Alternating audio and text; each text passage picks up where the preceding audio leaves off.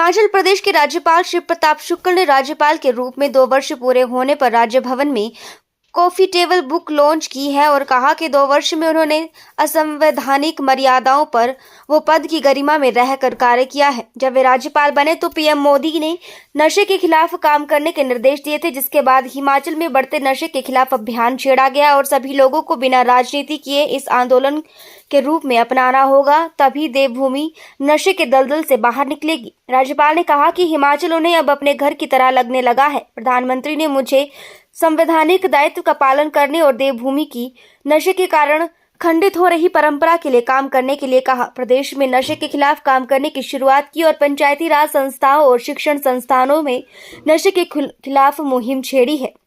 नशे के खिलाफ अब सरकार और पंचायतों ने भी काम करना शुरू किया है। वहीं केंद्र के सहयोग के सवाल पर राज्यपाल ने कहा कि सरकार को अपने अंशदान पर ध्यान देना चाहिए। केंद्रीय विश्वविद्यालय के लिए 250 करोड़ आए हैं, लेकिन निर्माण नहीं हो पाया। पहाड़ी राज्यों के लिए 80% बजट केंद्र से आता है, 20% राज्यों को खुद संसाधन जुटाना होता है। ऐसे में केंद्र से सहयोग और मिलकर बात करनी चाहिए। सरकार की कोई रिपोर्ट आई है? देखिए, 2 बातें हैं। मुझे कहने में हिचक नहीं है। मैं केंद्र सरकार के प्रतिनिधि होने के नाते भी यह कह सकता हूं कि मैंने जो बजट का अध्ययन किया है, उस बजट में हिमाचल प्रदेश को भरपूर पैसा दिया गया है। इस विषय में इस नाते कह रहा हूं कि राजनीतिक चर्चा होती रहती है, लेकिन जो मेरी जानकारी में है कि सेंट्रल गवर्नमेंट के बजट में भी भरपूर पैसे दिए गए हैं। राज्य सरकार को अपने अंशदान पर हमेशा ध्यान देना चाहिए। केंद्रीय विश्वविद्यालय के लिए 250 करोड़ रुपए से ऊपर आया है, अभी वो नहीं बन पाया है, तो उसका भी कोई कारण होगा, इस पर विचार करना चाहिए। जहां जहां जिलों में मैं जाता हूं, केंद्रीय योजनाओं के साथ राज्य की योजनाओं की समीक्षा करता हूं, तो मुझे लगता है कि ये जितने पहाड़ी राज्य हैं, यह 80% केंद्र सरकार के अनुदान के आधार पर है। 20% उनको अपना संसाधन जुटाना पड़ता है। तो यह नहीं कहा जा सकता है कि केंद्र सरकार ने कहीं भी कोताही किया है। केंद्र सरकार ने अपनी बात को पूरी तौर पर दिया है, पैसे भी दिए हैं। आपस में तालमेल करना चाहिए। मंत्रियों को अगर आवश्यकता होती है तो जाकर केंद्रीय मंत्रियों से वार्ता करनी चाहिए विभागीय संदर्भ में। वो बात करें, बात करके वहां से पैसे लगाएं। हाँ, मेरी आवश्यकता कहीं होती है तो मैं भी उनसे आग्रह करूंगा, लेकिन इनको जाना चाहिए। सर, जैसा कि आप ये तो तय है कि आपने नशे को लेके एक अलग हिमाचल में जगाई है, लेकिन हिमाचल सरकार के पास संसाधनों की कमी है, तो सर क्या आप केंद्र सरकार से नशे को लेकर बजट लाने की कोई सहयोग करेंगे सर राज्य सरकार का? नहीं, नशे को लेकर के बजट की क्या आवश्यकता है? सर, रिहेबिलिटेशन का बजट को लेकर के कार्य योजना की आवश्यकता है जी। कार्य योजना बनाए। मुझे लगता है निश्चित रूप से उसमें सफलता मिलेगी। नशा मुक्त केंद्रों की जो स्थापना की बात है, पहले राज्य सरकार जमीन तो दे। सर, इन 2 वर्षों में आपका सबसे अच्छा अनुभव और सबसे बुरा क्या आप एक्सपेक्ट कर पाएंगे? नहीं, सबसे अच्छा अनुभव तो मुझे ही लगा कि मैं जहां भी गया मुझे लोगों का सहयोग मिला और मैं राजभवन तक अपने को बांधा नहीं। राजभवन से बाहर निकल करके लोगों के बीच में मैं गया, लेकिन बिना किसी राजनीति के। इस नाते मैं ये कह सकता हूं कि सबसे बुरा अनुभव यही है कि लोग जान रहे हैं कि मेरा बच्चा नशा कर रहा है, अपने परिवार की इज्जत बचाने के लिए, सम्मान बचाने के लिए लड़के की जिंदगी तो जाने दे रहे हैं, उनका सम्मान उसके जीवन से बड़ा हो गया है।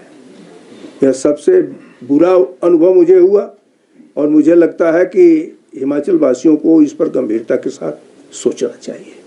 सर, जो पुराने एनडीपीएस एक्ट है उसमें कम क्वांटिटी पे उतना ज़्यादा प्रावधान नहीं है सजा का, तो राज्य सरकार एक विधेयक जो है वो तैयार कर रही है सिक्किम की तर्ज पर कि जो क्वांटिटी है, अगर कम क्वांटिटी है फिर भी जो है कड़ा प्रावधान होना चाहिए जो चिट्टा तस्कर है, क्योंकि जो हमारे पड़ोसी राज्य है पंजाब हरियाणा, उन जगहों से चिट्टा ज़्यादा सप्लाई हो रहा है हिमाचल में। जितने भी लोग आ रहे हैं, जो रिमांड पे लिए जा रहे हैं, जितने भी व्यक्ति है, क्या जिस प्रकार से केंद्र के अभी के बजट के सत्र आ रहा है, उस पर मुझे अभी कुछ कहने का अधिकार नहीं है, उचित नहीं होगा।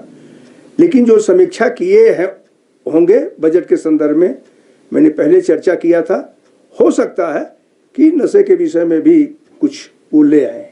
सर, एक सवाल है, आपने अभी कहा कि केंद्र सरकार भरपूर सहयोग दे रहा है। हिमाचल सरकार ने एक प्रस्ताव दिया था कि ये जो है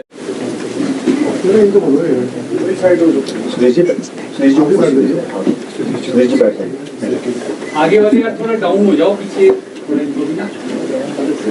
जाखू जी, श्री हनुमान जी की कृपा से आज मेरा आप लोगों के बीच, हिमाचल के लोगों के बीच 2 वर्ष का कार्यकाल पूरा हुआ है। अभी तुरंत ही एक हमारे जो प्रवास के कार्यक्रम रहे, जहाँ जहाँ कार्यक्रम था, उसका एक कॉफी टेबल बुक हमने प्रदर्शित किया है। मुझे प्रसन्नता इस बात की है कि हिमाचल प्रदेश में आप लोगों का मुझे बहुत ही सहयोग मिला। यहाँ आने के बाद हमने अपने को पूरी तौर पर संविधान के दायरे में रखा। राजभवन की क्या गरिमा होती है, मेरा हमेशा यह प्रयत्न रहा कि मैं राजभवन के उस गरिमा को पद के साथ बनाए रखूं, और मैं समझता हूं कि शायद उसमें मैं सफल भी हुआ। जो कहा जाता है कि राज्यपाल राजनीतिक व्यक्ति नहीं होता है, वैचारिक स्तर पर जरूर हमारी विचारधारा है, लेकिन पद के ग्रहण के साथ साथ हमने अपने को पूरी तौर पर संविधान के दायरे में ही बांध करके रखा। जो महामहिम राष्ट्रपति जी की, माननीय प्रधानमंत्री जी की अपेक्षा थी कि संविधान के दायरे में रहना चाहिए, और उसमें शायद मैंने सफलता प्राप्त किया है। मुझे इस 2 वर्षों में हिमाचल के लोगों का अत्यंत स्नेह और प्यार भी मिला। यहाँ आने के बाद मैं समझता हूं कि 1 वर्ष के कार्यकाल में कई बार यह विषय आया कि शायद कई लोग जल्दी जल्दी यहाँ से चले गए थे तो मैं भी चला जाऊं, लेकिन धीरे धीरे हिमाचल मुझे अपने घर की तरह लगने लगा, और जब घर की तरह लगने लगा तो घर के प्रथम पुरुष के नाते मैं अपने दायित्व को पूरी तौर पर पूरा करने का संकल्प भी लिया। 18 फरवरी को ही शपथ ग्रहण मेरा हुआ था, तो उसके बाद जब मैं आदरणीय प्रधानमंत्री जी से मिलने के लिए गया था तो उन्होंने मुझे 2 बातें कही कि संवैधानिक दायित्व का पालन करना चाहिए। दूसरा, उन्होंने ये कहा कि अभी तुरंत गए हो, इस नाते जो मेरी जानकारी में है हिमाचल नशे से ग्रस्त हो रहा है, जो देवभूमि है उसकी परंपरा खंडित हो रही है। पुलिस अधिकारी और कर्मचारी जिसमें मिले हुए हैं, तो ऐसे में कितनी बड़ी चुनौती है इससे निपटने के लिए?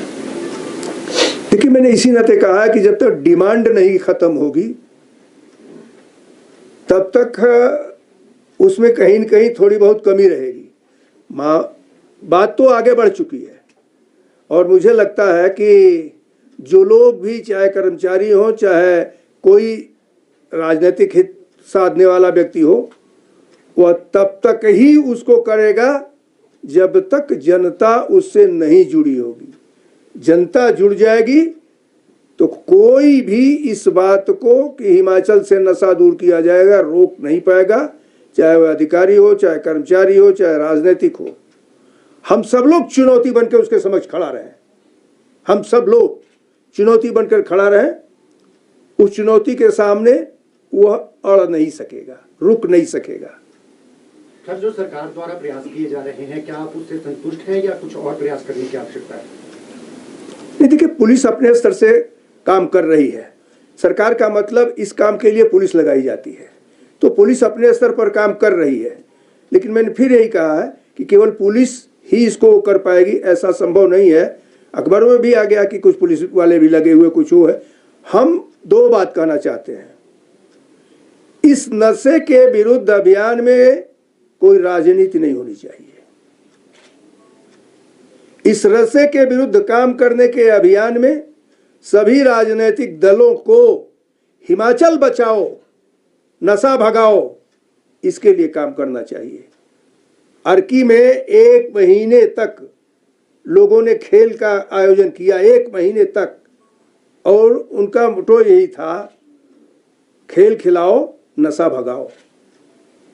नालागढ़ में इसी प्रकार से बच्चियों ने काम किया कि पूरा का पूरा समूह लेकर के चले।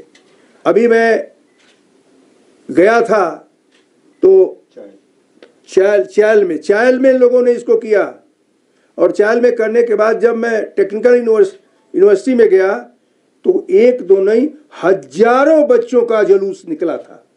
1-2 नहीं, हजारों बच्चों का जुलूस कि नशे को भगाएंगे, हिमाचल को बचाएंगे। और भी स्लोगन्स थे, लेकिन पट्टियों पर लिख करके वो चलते चल बच्चियां, छोटी छोटी बच्चियां थी, वो भी उसमें सम्मिलित थी। मुझे लगता है कि इस आंदोलन के बाद वह लोग जो केवल पैसे की वृत्ति लेकर के चलते हैं, अपने आप समाप्त हो जाएंगे। महोदय, इन 2 वर्षों के कार्यकाल में नशे के अलावा क्या अन्य विषयों पे आपको सरकार का संपूर्ण सहयोग मिला है? जैसे वीसी की नियुक्ति है, राजभवन के दखल के बावजूद भी 2 वर्षों तक अभी तक हो नहीं पा रही है। आपदा में सरकार कहती है कि वो जगह जगह गए, परंतु राज्यपाल के तौर पर आप भी आपदा में लोगों से मिले, सरकार के कैलेंडर में आपको जगह तक नहीं मिली, आपका एक फोटो तक नहीं लगाया गया। क्या आपको नशे के अलावा अन्य विषयों पे सरकार का सहयोग मिला है क्या? आज का दिन खुशी का दिन है।